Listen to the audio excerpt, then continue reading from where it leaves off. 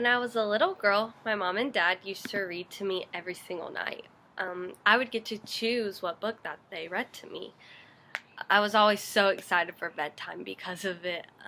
They would read me books like Go Dog Go, Oh the Places You'll Go, and Good Night, Good Night. This made me really learn to love reading from an early age. As I progressed into elementary school, I read a lot of Junie B. Jones and The Magic Tree House. Those were my absolute favorite. At this point, I still really enjoy to read. I found myself wanting to read, actually. Like, I would get excited to come home and read all the new books I got from the library. And really learning to read by myself was such a big accomplishment for me, and it only made me want to read even more. Progressing into middle school, things started to change a little bit. I wasn't really fond of the book choices that we were forced to read in the middle school, but I did read my first series in middle school, and that was The Hunger Games. And I really, really enjoyed that. That was definitely a series that I enjoyed in middle school. And then moving on to high school, still things were the same. I didn't really like to read. I felt like all the books that we were asked to read, I just didn't really connect to many of them. But some books that I really did like a lot, and I actually read them, was To Kill a Mockingbird, The Scarlet Letter, In Cold Blood, and Night.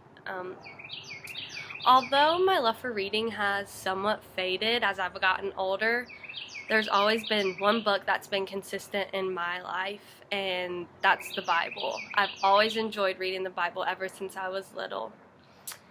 I went from the beginner's Bible with only pictures in it to my Precious Moments Bible, to my Bible in middle school, words really big, and on my level in middle school, and then now my big girl Bible. So that's how I've progressed in that. And from my Bibles over the years, I think it's really obvious how much I have grown, like, and matured as a reader. Because I went from a Bible that was, like I showed you, nothing but pictures, to my Bible now that's more mature, I guess you would say, and you have to really like dig deep in it to actually like understand the meanings and stuff.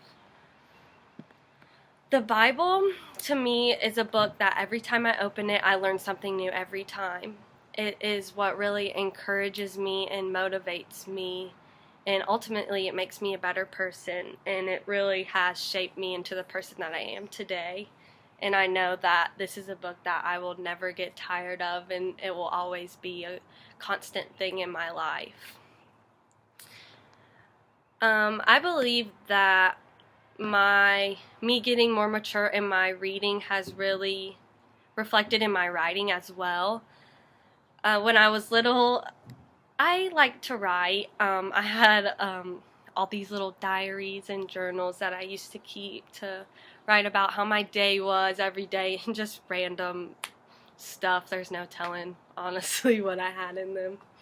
As I got older, like in middle school, I saw myself really achieving in writing. Like I did really, really well in all the essays that I was assigned, and I got A's on like everything. But then moving into high school, I saw myself starting to struggle with writing, and that was something completely new to me because I had never struggled in that category before. And I think that it became more challenging to me because my teachers really pushed me to my limit as a writer.